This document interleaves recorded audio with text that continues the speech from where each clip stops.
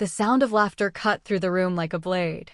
I stood there, holding my glass of champagne so tightly my fingers turned white.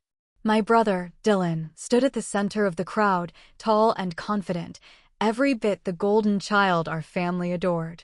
His voice carried across the room as he announced to everyone at his engagement party, "Kelsey thinks she's gonna run her own business." More laughter followed. Our parents smiled awkwardly, pretending not to notice how red my face turned. Dylan raised his glass higher and said, "Let's toast to dreams that never come true." The glass slipped from my hand and shattered against the marble floor. The laughter died instantly, but the damage was already done. My throat burned, my chest ached, and I wanted to disappear. That was the night my brother humiliated me in front of everyone for daring to dream beyond him. I didn't know it then, but that moment would change everything. My name is Kelsey Dalton. I'm 28 years old, and that horrible night became the turning point of my entire life. I didn't cry in front of them, even though everything inside me wanted to collapse. I didn't argue or defend myself. I just walked out of that party, barefoot, carrying my heels in one hand. The cold night air hit my face as I stood outside their house. I looked up at the stars and whispered to myself, one day, he'll work for me. It sounded completely impossible. Dylan had everything. The career, the respect, the family's love and support. I had nothing but a dream that everyone laughed at. But impossible things have a strange way of happening when you're desperate enough to make them real. I got in my car that night knowing I would never forget how small he made me feel. Before that terrible night, Dylan and I were actually close. When we were kids, he was my protector. He'd walk me to school and help me with homework. But somewhere along the way, things changed. He got taller, more confident, more successful. He became the golden child everyone praised. I became the leftover. I got hand-me-down clothes, second chances, and constant reminders to be more like my brother. Our parents hung his awards on the wall and forgot about mine. Dylan joined a big design firm right out of college while I got stuck in an assistant job where nobody listened to my ideas. My boss treated me like I was invisible. But even then, I kept dreaming about building my own design firm where creativity mattered more than ego. When I finally told Dylan about my dream at his engagement party, he turned it into a public joke. That night broke something deep inside me, but it also lit a fire. The Monday after Dylan's party, I walked into my boss's office and quit. He looked shocked because I'd been there for 3 years, taking his abuse and doing work he took credit for. Just last week, he'd stolen my pitch for a major client and presented it as his own idea. I'd watched him get praised for my creativity while I got nothing. When I told him I was leaving to start my own agency, he laughed exactly like Dylan had. "You'll be back in 6 months, begging for this job," he said. I smiled and walked out carrying only my personal items in a small box. My hands shook the entire drive home. What had I just done? I had some savings, but not much. No clients, no office, no real plan. Just anger and determination burning in my chest. That night, I made a list of everything I needed to do. It was terrifying and exciting at the same time. I called my best friend Maya to tell her my plan. She went quiet for a long moment before saying, "Kels, are you sure about this? Starting a business is really hard." My parents were even worse. When I told them at dinner, my father put down his fork and said, "This is ridiculous. You're throwing away a stable job for what? A fantasy." My mother just looked worried and asked if I'd thought this through. Dylan wasn't there, but I knew he'd hear about it. Nobody believed in me.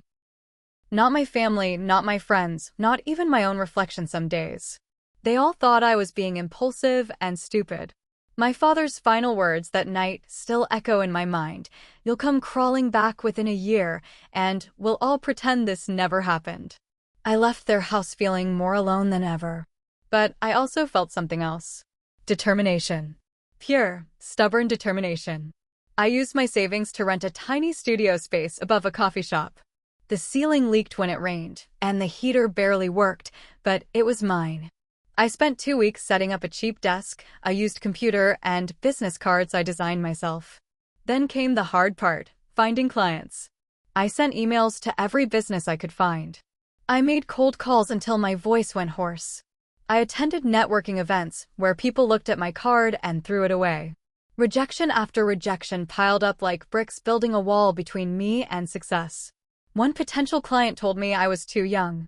Another said my portfolio was interesting, but they needed someone with more experience. A third just stopped returning my calls. After 6 weeks, I'd pitched to 47 companies and gotten 0 clients. I sat in my cold studio one night, eating ramen and wondering if everyone was right. Maybe I was just fooling myself. One morning, a woman walked into my studio without an appointment. Her name was Patricia Moore, and she was in her 60s with sharp eyes and an expensive suit. She looked around my tiny space and said, "I've been watching you at networking events. You have something most people your age don't have. Fire." I didn't know what to say. She sat down and told me her story. 30 years ago, she'd started her own marketing company with nothing but determination. Now she ran one of the most successful firms in the city. She saw herself in me, she said. Patricia became my mentor that day.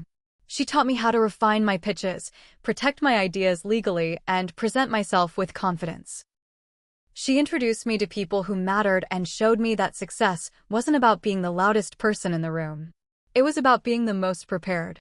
Those meetings with Patricia changed everything. I finally had someone who believed in me. The next 2 years were the hardest of my life. I worked 18-hour days, 7 days a week. There were nights when I slept in my studio because I was too exhausted to drive home. I ate cheap food, wore the same 3 outfits on rotation, and watched my bank account drop dangerously low. Some months, I had to choose between paying rent on my studio or buying groceries. I always chose rent. My social life disappeared completely. Friends stopped inviting me out because I always said no. I missed birthdays, weddings, and holidays because I was working. The loneliness was crushing sometimes. But every rejection made me stronger. Every closed door taught me something new. I learned graphic design, marketing strategy, client management, and accounting. I became a one-woman army fighting for my dream. Patricia checked on me regularly, reminding me that the struggle was temporary. I held on to that promise like a lifeline when everything felt impossible. Finally, after months of pitching, I landed my first real client. It was a small bakery that needed help with their branding. They couldn't pay much, but I didn't care. Someone had finally said yes. I poured everything into that project, creating logos, business cards, and a social media strategy that made their business look professional and inviting. When the bakery owner saw the final designs, she actually cried. She hugged me and said, "This is exactly what I dreamed of but couldn't explain." She paid me and immediately told 3 other small business owners about me. Within a month, I had 4 clients. They were all small projects with tight budgets, but they were mine. Real people trusting me with their dreams. For the first time since leaving my job, I felt hope growing in my chest. Maybe I could actually do this. Maybe everyone who doubted me was wrong. I celebrated alone in my studio that night, eating pizza and feeling proud. 6 months later, my parents invited me to another family dinner. I knew Dylan would be there, and I almost didn't go. But Patricia had taught me that confidence means facing uncomfortable situations without flinching. When I arrived, Dylan was already holding court, talking about a big project his firm had just landed. Everyone listened to him like he was giving a TED Talk. When my mother asked how my business was going, I said it was growing steadily. Dylan laughed and said, "Still playing office in that closet above the coffee shop?" The table went quiet. But this time, I didn't feel small. I smiled calmly and said, "Actually, I just signed my 8th client this month." His expression flickered with surprise for just a second before he recovered. "That's cute," he said. "Let me know when you're playing in the real leagues." I took a sip of water and didn't respond. Something had changed inside me. His words didn't cut anymore. They just bounced off. A year and a half after starting my business, I got an email that changed everything. A mid-sized tech company wanted to meet about a potential partnership. They'd seen my work with local businesses and wanted someone fresh and creative for their rebrand. I prepared for that meeting like my life depended on it. I spent 3 days perfecting my presentation, anticipating their questions, and practicing my pitch until I could do it in my sleep. When I walked into their office building, My hands were shaking, but my voice stayed steady. The meeting lasted 2 hours. They asked tough questions, and I had good answers. When I left, the CEO shook my hand and said, "We'll be in touch soon." A week later, they called. They wanted to hire me for a 6-month project worth more money than I'd made in the past year combined. I literally screamed when I hung up the phone. This was it. My first real breakthrough. The validation I'd been fighting for. Proof that I belonged. Everything was perfect until it wasn't. 2 weeks before my big project was supposed to launch, I got a devastating call. The tech company had pulled out of our contract. When I asked why, they were vague and apologetic. "We decided to go in a different direction," they said. I was confused and heartbroken until Maya called me that night. She'd heard through a friend that Dylan's firm had contacted my client and offered to do the same project for less money. Worse, they'd somehow gotten access to my designs and pitched them as their own ideas. Dylan had stolen my work and my client. I felt sick. My own brother had sabotaged me. When I confronted the tech company, they admitted another firm had shown them similar concepts at a lower price. They'd assumed I'd leaked the pitch or that the ideas weren't original. My reputation was damaged before I'd even started. That night, I cried harder than I had since Dylan's engagement party. I'd worked so hard, and he'd destroyed it all in one move. For 3 days, I couldn't get out of bed. I'd lost my biggest client, my savings were nearly gone, and my confidence was shattered. I stared at the ceiling in my apartment wondering if this was the universe telling me to quit. Maybe everyone was right. Maybe I wasn't cut out for this. Maya brought me food and sat with me in silence. Patricia called every day, but I didn't answer. I felt like such a failure. All that work, all those sleepless nights, and for what? To be humiliated by my own brother again? On the 4th day, I dragged myself to my studio. It was dusty and sad-looking. My designs were still pinned to the wall, reminders of what could have been. I sat at my desk and cried until there were no tears left. Then something strange happened. The crying stopped and anger took its place. Cold, focused anger. Dylan had cheated. He'd stolen from me. And I was going to make sure it never happened again. I called Patricia and told her everything. She listened quietly and then said, "Now you fight back properly." She connected me with a lawyer who specialized in intellectual property. We couldn't prove Dylan stole my exact designs, but we could protect everything I created moving forward. I trademarked my company name, copyrighted my design process, and made every client sign non-disclosure agreements. I also rebranded completely. New name, new style, new approach. If Dylan wanted to play dirty, I'd play smarter. I spent the next month rebuilding my portfolio with fresh ideas that were even better than before. I reached out to former clients and asked for testimonials. I created a website that showed my work professionally. Slowly, painfully, I started to believe in myself again. Patricia's words became my mantra. They can steal your designs, but they can't steal you. You are the asset. I repeated it every morning. I was done being a victim. From now on, I was a fighter. A year later, everything looked different. I'd moved into a real office with windows and working heat. I hired 2 junior designers who were talented and hungry like I'd been. We took on bigger projects and delivered excellent work every single time. Our client list grew from small businesses to medium-sized companies who wanted creative, original designs. My reputation spread through word of mouth. People started calling me instead of me chasing them. I could finally pay myself a real salary. I bought new clothes, got a decent car, and moved into an apartment without mold on the ceiling. Patricia came to visit my new office and smiled with pride. "You did this," she said. "You rebuilt from ashes." I felt powerful in a way I'd never experienced before. Not because I was rich or famous, but because I'd survived the worst and kept going. I proved to myself that I was stronger than anyone's doubt, including my own. This was just the beginning. Meanwhile, Dylan's world was starting to crack. I heard through the industry grapevine that his firm was struggling. A major scandal involving unethical practices had hit the news, and several big clients had left. There were rumors of layoffs and financial trouble. I didn't celebrate when I heard the news. I just filed it away in my mind. Karma had its own timeline. A few months later, my phone rang with an opportunity one never expected. One of Dylan's former clients reached out to me. They'd left his firm during the scandal and heard good things about my work. They wanted to meet. I prepared carefully for that pitch, knowing it would get back to Dylan eventually. When I presented my ideas, the clients loved them immediately. They signed a year-long contract worth more than anything I'd done before. I was professional and grateful, but inside I felt something shift. I was taking what Dylan had lost. Not through sabotage or theft, but through being better.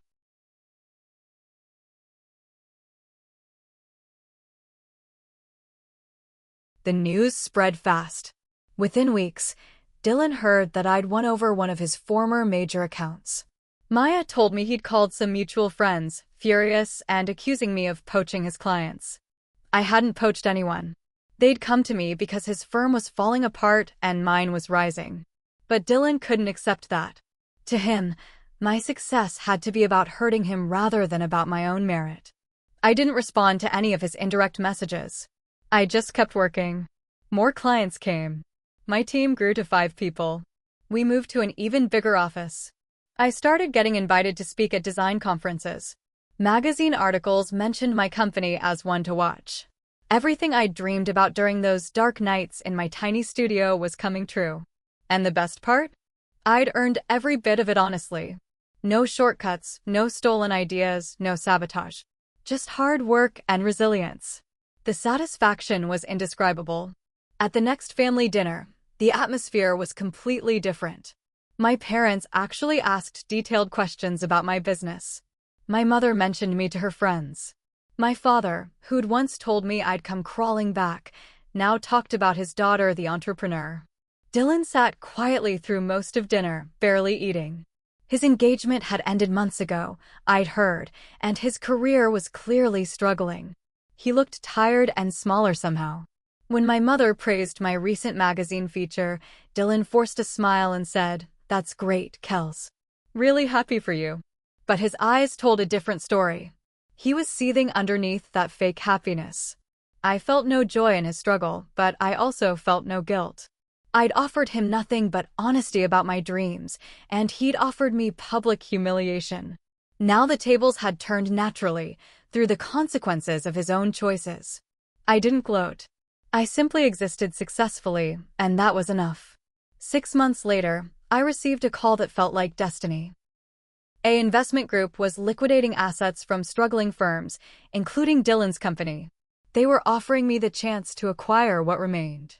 The equipment, client lists, and office lease could all be mine for a reasonable price. It felt surreal. The company that had stolen from me, that had represented everything I was fighting against, could become part of my success story. Patricia advised me carefully. "Only do this if it makes business sense," she said. Not for revenge. She was right. I analyzed the opportunity purely as a business decision. Their client list had value. Their office location was better than mine. The equipment would let me expand faster. It made perfect sense financially. I signed the papers on a Tuesday morning. Legally, I now owned the remains of Dylan's failed firm. The irony wasn't lost on me. The dreams he'd mocked had consumed the reality he'd been so proud of.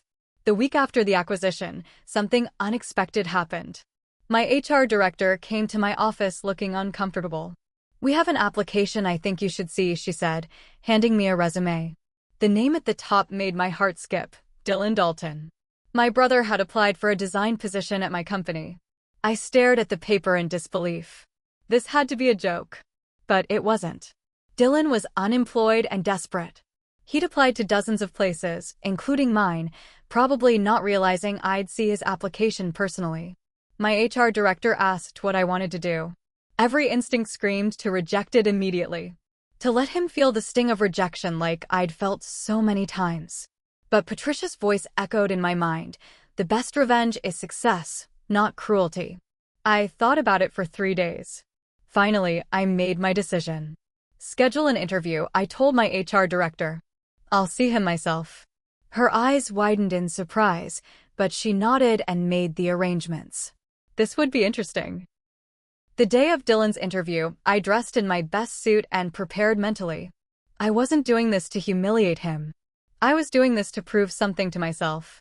That I'd risen above the hurt and become someone who made decisions based on merit, not emotion. When Dylan walked into my office, the shock on his face was immediate.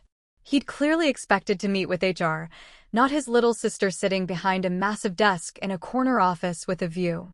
"Kelsey," he said quietly, and I heard something I'd never heard before in his voice. Uncertainty. "Have a seat, Dylan," I said professionally, gesturing to the chair across from me. He sat down slowly, looking around my office at the awards on the wall, the photos from design conferences, the evidence of success he'd never thought I'd achieve. For a long moment, neither of us spoke. The silence was heavy with years of competition, hurt, and pride. Finally, he cleared his throat. "I need this job." I looked at my brother, really looked at him, for the first time in years. He looked older, worn down by failure and humiliation. The confidence that used to radiate from him was gone. In its place was something that looked like shame. Part of me wanted to say everything I'd been holding inside. To list every cruel word, every dismissive laugh, every moment he'd made me feel worthless. But what would that accomplish? I'd already won. Not by destroying him, but by building something real while he'd torn himself down through his own arrogance and unethical choices. "Why should I hire you?" I asked calmly. Dylan's hands clenched in his lap. "Because I'm good at what I do. Because I have experience and skills your company could use." He paused. "And because I was wrong about you. Completely wrong." That admission hung in the air between us. It wasn't a full apology, but it was something. An acknowledgement that he'd misjudged me, dismissed me, tried to destroy me. "You stole my designs," I said quietly. Dylan's face went pale. He opened his mouth, then closed it. For a moment, I thought he might deny it. But he didn't. "I was desperate," he said finally. "My firm was failing and I panicked. I knew your ideas were good, better than anything we had, and I took them. It was wrong. It was unethical and wrong, and I'm sorry." The apology sounded genuine, but it came too late to heal the damage. Still, hearing him admit it lifted something heavy from my chest. A weight I didn't know I'd been carrying. "If I hire you," I said carefully, "you'll report directly to me. You'll follow my creative direction. You'll be one designer among many, not the golden child everyone praises. Can you handle that?" Dylan nodded slowly. "Yes." I studied him for another moment, then made my decision. "I'll give you a 3-month trial period. Prove you can work as part of a team without stealing credit or undermining others. If you can do that, we'll discuss a permanent position." Relief flooded his face. "Thank you, Kelsey. Really. Thank you." Dylan started working for me the following Monday. It was strange at first, seeing him in my office, taking direction from my team leaders, attending meetings where I made the final decisions. Some of my employees knew he was my brother and watched the dynamic with curiosity. But I treated him exactly like everyone else. No special favors, no public confrontations. Just professional expectations and clear boundaries. Over the weeks, something unexpected happened. Dylan actually became a decent employee. He worked hard, met his deadlines, and didn't cause drama. He seemed genuinely humbled by the experience. During a team meeting 6 weeks into his trial period, he presented an idea and added, "But I'd love feedback from everyone before we move forward." The old Dylan never asked for feedback. He just assumed his ideas were best. This version was different. Maybe failure had taught him something valuable. I didn't trust it completely, but I acknowledged the change. We were professionals now, not just siblings trapped in old patterns. It wasn't forgiveness exactly, but it was peace. 3 months later, I stood in front of my entire company giving a speech to new employees we'd just hired. My team had grown to 20 people. We'd won industry awards. Major brands were reaching out to work with us. Everything I'd whispered to myself on that cold night 5 years ago had come true. As I looked out at the faces in the room, I saw Dylan sitting in the back. He met my eyes and nodded slightly. There was no more competition between us, no more cruelty. Just the reality that we'd both learned hard lessons about pride, failure, and what actually matters. When I started this company, I told the room, nobody believed in me. People laughed at my dreams and said I'd fail within months. But I learned something important through all of that. Success isn't about proving other people wrong. It's about proving yourself right. It's about believing in your vision even when you're the only one who can see it. I finished the speech and looked at Dylan one more time. He was clapping with everyone else, and I realized something profound. This wasn't revenge. It never had been. It was simply me becoming who I was always meant to be. My brother had laughed when I said I'd make it. Now he said, "Yes, Ms. Dalton," when I gave him assignments. The circle was complete. Not through cruelty or destruction, but through the quiet, powerful triumph of not giving up. I'd made it, and that was enough.